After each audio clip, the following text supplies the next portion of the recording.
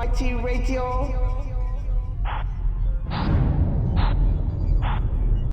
Hello and welcome to this brand new edition of 5 Round MMA. My name is Alex Ramirez, alongside me my co-host Albert Cita, Guillermo Cita. Excuse me, I'm a little under the weather now, but it's nice to have all three of us back together. Guillermo's been out for the past 2 weeks doing fatherly duties, right, Guillermo? Yeah, tournaments and then birthdays. Birthdays, there you go. Well, I mean, we got a huge show to talk about the fallout from UFC 196. A champion goes down, the notorious one taps out. So let's go and get a timer going, guys. Oh, yeah. So we start round number one. This is your job. Guillermo's out 2 weeks, forgets how the show is run, right? While Guillermo's doing that, I just want to say that Zack Ryder is the biggest jabroni in the world. I saw that he was endorsing Donald Trump, and I always knew he was a jobber. That's not very hype. I'm ready. All right, I'm so ready what's the to timer? All right, so round number one, UFC 196, McGregor versus Diaz. This is thoughts, reaction to the main event fight itself, guys. I was pumped. I was excited. I think it was a great fight. I think it delivered. Overall, it was kind of what we anticipated. We saw a fight, so we didn't see no wrestling. I mean, like towards the end, the scramble. But overall, I was excited for what I saw. Albert, Please re-ask the question. thoughts and reaction to McGregor versus Diaz. To tell you the truth, it lived up to the hype as far as entertainment wise. I obviously the outcome wasn't what most people wanted, but I mean, I was from the co-main event to the main event, I was pumped. I thought it overall was a solid card. But we can get into details in a bit. Yeah, even the undercard. I thought it was great. I mean, there was a lot of action, knockouts. Once the main card started, the first three fights were kind of a little lackluster, but it picked up really quick with Holly Holm versus Miesha Tate. Well, also the undercard, the featured prelim fight pass bout was Diego Sanchez. That's the only fight I didn't watch. I know Diego won because of what Jason texted to us, but I didn't see the fight, so I don't know if there was really controversy like he likes to say. So let's stick to the main event itself. I guess we'll play fight experts here like everybody else does.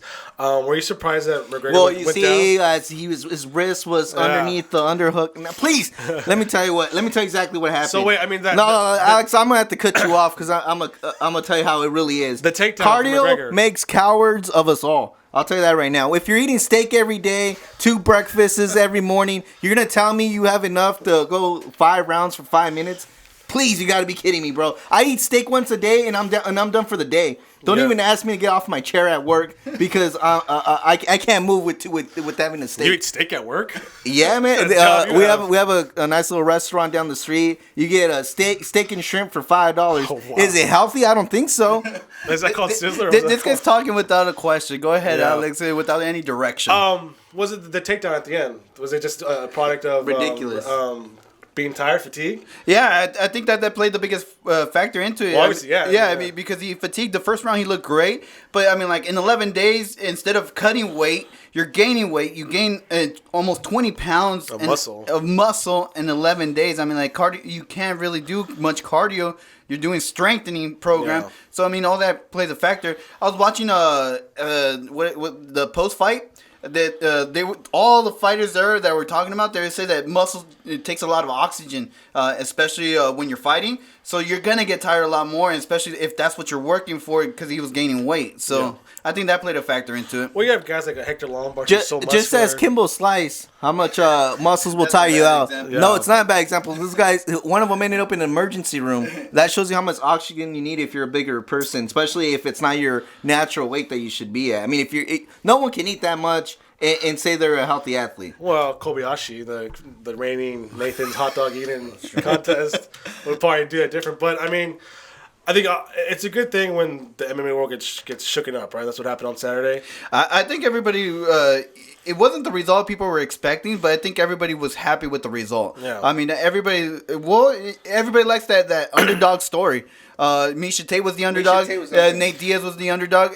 People were celebrating Nate Diaz's win. I was celebrating Nate Diaz's win. The only person was Albert not celebrating, so he's out of the norm. It's almost kind of like, I don't know, poetic justice that like of all the guys that come to the UFC, the Brock Lesnar's, and all these guys that come and lead like the CM Punks. It's the Diaz brothers that's still standing, right? Yeah, so I mean, it's either Nate or Nick sitting there on top. Like, we've been here since the beginning, practically. Well, these guys, they've been fighters for so long, and they've been crying that, hey, why don't we get the respect? Why don't we do all the trash talk before Conor McGregor was here? And finally, it felt like everybody, because even in the post fight, the fighters were sending the respects to Nate Diaz. He took the fight on short notice. Yeah. He was able to weather the storm, and he came out victorious. Well, how can you not be proud of that? I don't know how Albert can still be upset with Nate or the Diaz brothers. Yeah. How much time is left on this round? 30 seconds. 30 seconds. Look, with 30 seconds left, I have nothing against the Diaz brothers as far as this one. That's an awesome win, whatever. The one I'm mad at is Dana White for allowing this ridiculous catch weight to happen. It should have happened at 165, 155. If Nate Diaz had to cut weight, I think that the results would have been different. If you would have made him work a little bit harder to cut that extra weight, it wouldn't have went down the way it went down. And the only person that can take fault for that is Dana White. You're a promoter. You're the president. You should know best. The reason Sage Norcutt's no longer a hot commodity is because of your fault. The reason McGregor's no longer a hot commodity, it's your fault. The only thing that's not your fault is Ronda Rousey. Oh, wow. Tell me how you really feel. All right, that's it for round number 1. Stick around for round number 2. We're going to try and figure out where does McGregor go from here. So stick around. All right, time for round number 2. So, guys, did Conor McGregor bite off more than he could chew fighting at 170?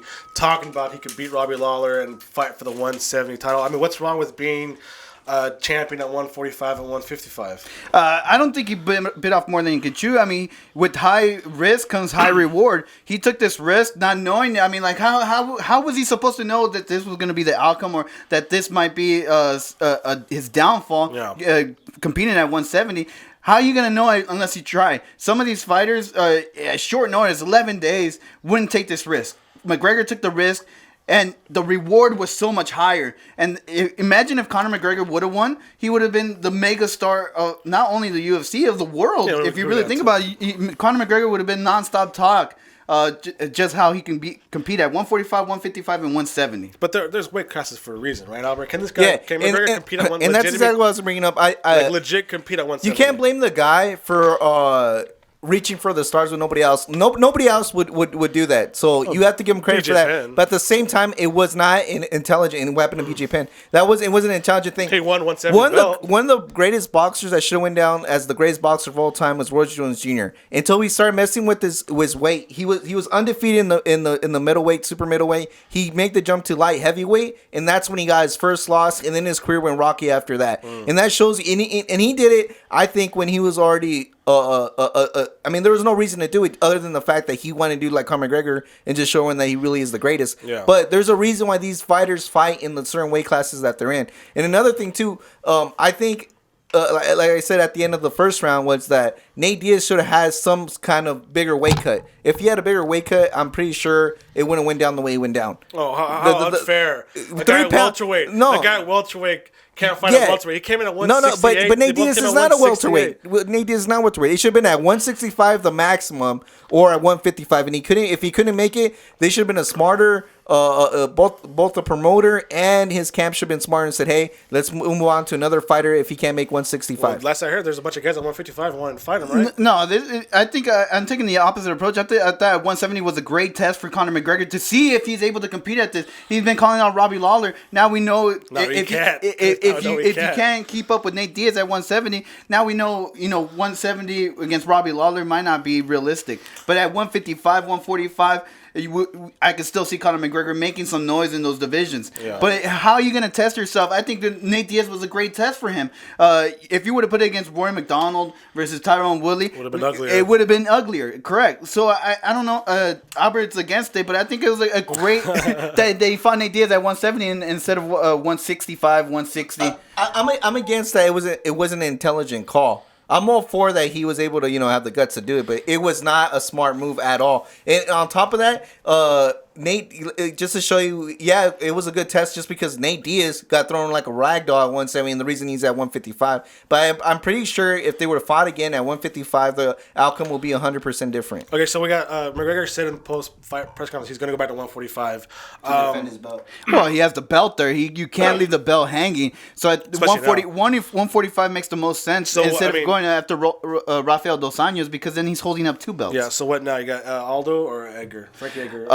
I think Aldo fight happens first, even though Frankie Edgar deserves it. But the reason is the history behind it. It's the trash talk. Conor McGregor even told Ariel Helwani after that, hey, this guy's celebrating because Nate Diaz won when he got knocked out in 13 seconds by me. I want to shut him up for forever, so I want to face him again. So even Conor McGregor said, and Conor McGregor he could say shake his hand all he wants, but Conor McGregor has such pull in the UFC that anything he says will go, because he can blame Dana White all he wants, but it was Conor McGregor that says, give me Nate Diaz at 170. Albert, Aldo, Edgar, somebody No, else? it's gonna be Frankie Edgar, and I'm gonna tell you why. Because Frankie Edgar is gonna kick up his Jersey Shore talk, and he's gonna talk his way into this fight. Believe me or not, he's gonna find a way to get this fight, just because he's gonna make it so that Conor McGregor has to take the fight. Wow. One, and the second thing is, I think Jose Aldo is gonna get on Conor McGregor's bad side and say, look, you know what, you don't deserve a title shot. You need to go fight some other bums and then come and fight me. No, obviously you didn't see the Frankie Edgar had the opportunity, had the podium because he was part of the post-fight. He said nice things about Conor McGregor. This showed respect for Conor McGregor, that he took a fight on an 11-day notice to a higher weight class. He was saying praise to Conor McGregor. The first thing that Jose Aldo did was Twitter attack him. Might as well. You had it's working for McGregor. Might as well work for you, right? Talk trash, get a title shot.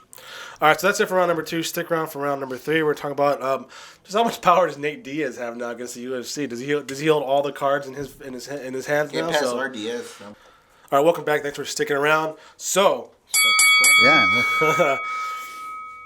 Miesha Tate. Wow. Cupcake Tate. Wow. It felt like it was now or never. Yeah. It was like, if I'm going to do this, I got to give it my all in this last, in the 5th round, the last 2 minutes. If I can't pull this off, I don't think I'm going to win this fight. And she pulled it off. So, all the credit to Miesha Tate, man. Chokes out Holly Holm to become the new bantamweight champion. Just how mad is the UFC now? They're Ronda Rousey, Holly Holm for the belt rematch is completely down the drain, right? No, I think the thing is it messed up the rematch. But I think it Well, not brings... necessarily if they really think about it, right? No, They can because... still fight each other. Just not whooping for a And belt. the feud between Ronda Rousey and Miesha Tate has always been there. Yeah, but Ronda Rousey destroys her every time. So. Well, the Miesha Tate we saw, I mean, like, she's getting better. She's only 29 years old. She's getting better. Yeah. So, I mean, I think she can still compete with Ronda Rousey. I want to see the trilogy. Compete? This time be last 4 rounds instead of 3 rounds? Is that... Look, they always said, matchups make fights, right? Yeah. Okay, look. Holly Holm, obviously, we all knew that her biggest weakness was probably going to be in the ground.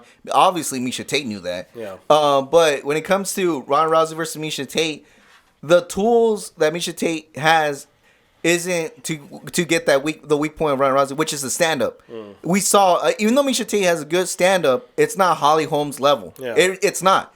And I think Ronda Rousey will always win because of that. Even if you try to grind it out with Ronda Rousey and take her down, I think Ronda Rousey's armbar and ground defense is better. Too, yeah. It's a horrible matchup. And to tell you the honest truth, I'm 100% against this rematch. I really think that rematch. Tate versus Ronda Rousey. I'm 100% against it. She should still come back and face Holly Holm regardless for first contender against Miesha Tate, because I think if she can't get through Holly Holm, she doesn't deserve it. Not only does she not deserve a title shot, she can't call herself the champion. Yeah, but also, in the public eye, how does that make Ronda Rousey, like, if she comes back and her first fight? With the loss. But no, but like... it shows you the pull that she has in the No, UFC. but also you're dodging Holly Holm. Yeah, I mean... So her first fight has to be Holly Holm, right? Well, but I mean, Just if for anything, public perception alone. But Ronda Rousey, I'm assuming, saw the fight. Oh, yeah. She saw what it takes. She's at PWG, wasn't she? She's a PWG. She's at PWG. PWG comes first. I hear you, Ronda. PWG, it's probably the best thing than like NXT. I'm gonna say. Yeah. And New Japan. But the blueprint's there to be Holly Holm, and Ronda Rousey has the armbar, so she can submit Holly Holm as well. Yeah. So the blueprint's there. So for her to avoid Holly Holm, I think that's baloney. Yeah. I think the Miesha Tate Holly Holm fight has to happen, because I saw a report on a couple of social medias that the judges had it a draw. Yeah. Had that that round ended, it would have ended up in a draw. So I think we gotta see, because if it wasn't for that last second rear naked chokehold,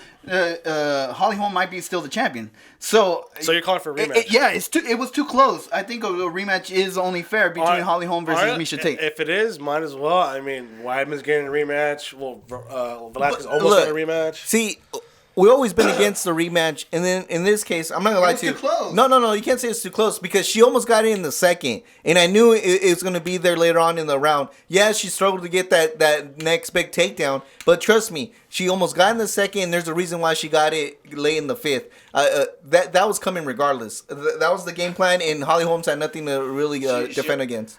She almost ran out of time. No. Miesha Tate almost ran out of time, and that fifth round. I knew it was gonna be. And when I was watching the fight, I was telling her, if Holly Holm can just keep that separation, she's gonna be fine. What happened? She started going for those little 2, 3, 4, 5 combo, which worked great for Miesha Tate for her to get closer. And do the rematch. Do the rematch against Miesha Tate versus Holly Holm. Just because of this, because I bet you anything Miesha Tate saw. Miesha Tate saw more holes in Holly Holmes in that fight. I'm pretty sure she can figure out how to take her down more after they fought, and saw exactly what she was doing to adjust, because Holly Holmes did adjust to Miesha Tate for her to avoid the takedown, but I bet you she picked up some stuff that she can do later on, so she's gonna get the takedown even better next match. And all I gotta say is heart always wins, right, Jason? You got Diego Sanchez winning, you got Miesha Tate winning, all based on heart. You got Nate Diaz winning on heart. If I had Diego Sanchez's heart, I don't even know where I'd be. I'd probably be like an astronaut or something. Yes, another. Just when you think Jackson Winklejohn's back on top again, They've never been on the mat. Another big hit right here. Another crazy. big hit right here. So that's it for UFC 196. Our next round, we're talking about the UFC Unstoppable and just all the trash talk. Everybody's learning about Conor McGregor now, huh? So stick around, everybody. All right, now it's time to talk about the big winner from Saturday. Well, maybe the second big one. Depends if Miesha Tate or No, Conor Nate McGregor's Diaz. the biggest winner. He's still. Look at his payout. I'm talking about what really matters. Wins and Money, losses. money, Wins and losses. money. So $1 million, $500,000 to the winner. Man. So who's the real winner? So Nate Diaz now, some might say he has a lot of leverage now over the UFC. Yeah, zero. But this is a guy who is 19-10. He's been fighting the UFC forever. Always been bouncing 30 up and years down. old though, so he's still kind of young. Yeah, but he's been fighting for so long that we kind of think of him as an older fighter. Been bouncing up and down between 170 and 155. I'll get this first. Yeah. Look, the only pull he has is that he can get another title shot against Rafael Dos Anjos. That's the only pull he has. I guess is that- There's other. That's it. This is one shot. He can probably get the title shot, but that's about it. After this title shot, there's no more pull. So a title shot at 155 or 170? No, 155. If he's 170, Dana White said he's been smoking that Dana White devil's said lettuce he's if he tries to go for that 170. Dana White said he's open to Robbie even Lawler. though I'll give you this, I do see him beating Robbie Lawler, just because I do think the stand up is more technical than Robbie Lawler, and if they want to take to the ground, I'm pretty sure Nate Diaz will win that battle. But if you put him against Warren McDonald, threw him like a rag doll. Danya Hong Kim threw him like a rag doll. And I think Tyron Woodley would do the same thing. I think he wouldn't even get past Damian Maia, who probably won't stand up with them and go to where he's best is in the ground. So, but I think he does a good matchup against Robbie Lawler. But the smartest thing he could do is get the title shot at 155. And it's an immediate title shot. I think he just propelled himself over every 155er out there. So I think he did gain some leverage. He did get some pull. Hey, I took it on 11 fight notice. Now you owe me, Dana White. But remember, he did lose the RDA. And it was a decision, unanimous decision. But still, nonetheless, he went the full 3 rounds with them. Now he has 2 more rounds. And we saw it yesterday that as the fight goes on, Nate Diaz gets stronger. So it may, that could play a factor into, instead of 3 rounds, 5 rounds. Yeah. So I think that would be a great matchup, Nate Diaz versus Rafael Dos Anjos. I think he deserves it. Give all the credit to Nate Diaz because nobody else wanted to step up. There's a couple names, Anthony Showtime, Donald Cerrone that wanted the Conor McGregor fight on short notice. But Nate Diaz took it. He ran away with it. He won the fight, and I think he has the pull now. It is kind of strange. I look at his recent losses against RDA is now a champion. Josh Thompson's as tough as nails. Benson Henderson, a former champion. So Rory McDonald, who you guys are a fan of, and then before that, Doug Kim. So like. He's only lost. Yeah, he only lost against the elite guys. I mean, you may not like him, but you know he's a good fighter. He's beaten the people that he's supposed to be. Yeah. He's supposed to be. The guys he's lost to are the champs. That were the champs, except for Josh Thompson. But I'm sure at Bellator he'll do well. But I mean, like they're all former champions. Or does Nate Diaz end his contract and go to Bellator and get a super cash out? And what do you like to point out too? I think it'd be better to go 155. Let's say he does beat Rafael Dos Anjos, right? Let's say he beats him, and Conor McGregor is able to retain his belt. We can potentially have this rematch. Not only will it be bigger because it's the rematch, it'll be this time around will be champion versus champion, which will be even bigger. And I think the outcome will be different this time. But it sets up a potentially bigger matchup that can put Conor McGregor back at the map that he was with. Yeah. So now, where does this leave his brother Nick Diaz? Is he coming back anytime soon? Until they make it legal or once the suspension ends, there'll be a little bit more talk. I still hear him competing with big fights or super fights. So I still think we gotta see. I know there's potential fights out there because people are still calling them out. Yeah, it's funny too. Like I know that. To me, I've always seen like Dana White's always had a soft spot for the Diaz brothers, right? There's the two kind of guys who were kind of Nick especially was like the first kind of real bad guy in the UFC. Then along came I'm his pretty brother. sure they both had the same educational system. That's probably why they get along so good. I didn't say nothing negative. I was just pointing out a fact that was how. If you took it negative, that's on you, bro. I was just trying to point out a fact. No. So I think Dana White feels for them because they had a hard upbringing. Yeah. And they had the same educational system. Hard upbringing, and now they're giving back to the community. I mean, you guys, it's funny because Conor McGregor made fun of him for this, but you got to give all the credit. These guys could have just been like, "Oh, we're still all thug and stuff like that," but they reach out to the community. They do care about Stockton. They care about Stockton. I've been to Stockton. Yeah. Stockton's not the best city to be in. It's kind of scary, actually. Yeah. So the fact that to give back to Stockton, I think that's a great thing. It was kind of cool. Did you see the social media? They had all of his kids in jiu-jitsu class. Yeah. Said #I'm with Nate signs. So that was kind of cool. I thought. Yeah, I think so too. I think we're starting to see another side of the Diaz brothers that we've never seen before. All right, so that's it for the first 3 rounds. We'll take a quick little break and actually get into the co-main event. Holly Holm versus Miesha Tate, and where does the bantamweight division lie now? So stick around, guys.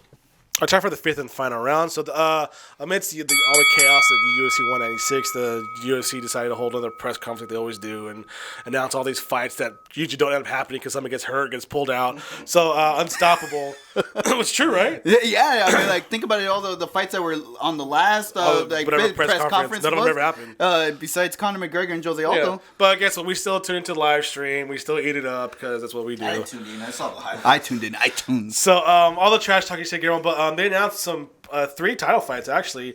Fabricio Verdun versus Stipe Miocic at UFC 198. Miocic, we're going. We're taking this title. They officially announced Luke Rockhold versus Chris Weidman 2 at UFC 199. And they officially announced the rematch between Dominic Cruz and Ryan Faber also taking place at UFC 199. So out of the 3, which one are you most excited about? Realistically, Miocic, just because I think I've been saying it, I've been praying it. That's a fresh matchup too, right? Yeah, and it's a fresh matchup, fresh faces. I think it's in Miocic's destiny, his destiny, unlike Rory McDonald, because that's another fight that was announced. Yeah. His destiny is to be champion. Rory Mack will lose to Stephen Thompson. Sorry, Albert. But that's the match I'm looking forward to. The other one is John Bon Jones versus Daniel Cormier. I mean, there's just so much animosity. Yeah. There's so much trash talk. We finally saw John Jones admit to what DC sees backstage, it came out during the press conference. I mean, there's so much animosity that it brings out the jerk and John Jones. So I'm excited for that as well. Unstoppable. Let me answer your question first. Fights, yeah. Question? No. Then I'm gonna break it down to you. Well, anyways, they're all good, exciting championship fights. But I have to say Ryan Faber versus Dominic Cruz just because the beef is real, man. Yeah, when the beef is real, even though the DC and John Jones one is real, this one I gotta see the final chapter. There's no ifs, ands, or buts. I gotta see this final chapter. This one goes back. So that's the one I'm really gearing towards to. On the other notes, this is DC explained exactly why I can never get behind John Jones. He's fake. Just like John Cena, he's fake. He goes for the cheap pops, bro, and you can't respect that. Cheap popping never gets any real fans. You get those wannabes, the people that want to go on the bandwagon. Those who you get, John Jones. You don't get real fans. You cheap pop, bro. But with that said, though, I did want to talk about my boy Rory Mack, because what was written in the stars was he was going to have a grand empire. And the empire wasn't ready because obviously he still has some holes in his game. But now that he has closed all these holes, the empire will finally come down and the king will reign for probably 10 years. Holes in his face that Robbie Lawler made for him too, right? Well, see, now he doesn't have to worry about his nose because it's already broken. So there you go. Yeah, the other thing I was excited about is we're actually seeing the Conor McGregor effect starting to trickle down. Yeah, good point. Because it wasn't just these fights that we're talking about. Every single person up there besides Alistair Overeem and what's his name, Arlovsky, everybody else was talking. Well, Junior Dos Santos was up there. I don't know if you guys noticed. He was all quiet. And Miocic was quiet. I guess the heavyweights were quiet. Everybody else was smack talking. Yeah.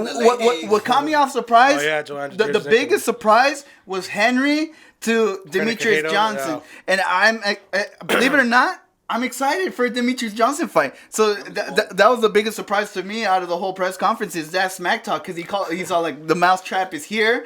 The cheat. I always think I think fighters are a lot more a-holes than they like to let on. Yeah, even El Cucuy was getting into it. And I mean, his smack talk level is rising. Even pretty much showing Nurmagomedov, if you can make it, bro, we'll see what's up. If you can make it, I think it caught Nurmagomedov off guard because what? Like I didn't think we were gonna smack talk because they were scheduled to fight before, and we didn't see this smack talk before. But El Cucuy came out of nowhere in this swagger, man. He looked like the Matrix, man.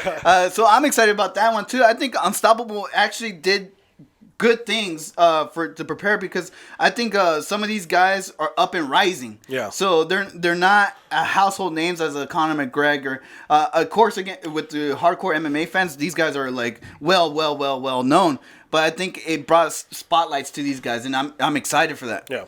And even on top of that, just to show you that how stacked these matchups are, they didn't have to go to the well, because they could have easily done Rashad Evans and Shogun up there. They could have done Lyoto Machida and Dan Henderson up there. You even had Tisha Torres and Rose fighting, and they weren't even up there, which I think they should have been, because I'm hyped over that fight. I mean, there's these next past 3 months, because I think it starts from April all the way until June, are going to be stacked. Yeah. All the way up to UFC 200, and I'm glad I'm finally seeing the stackness here. So that's good. We'll just see now how many of those fights actually take place. Yeah, that's the real question. All right, so that's it for this week's show. Good to have the whole crew back together. Until next week, make sure to follow us on Twitter and Instagram at FiveRoundMMA. It's FIVE.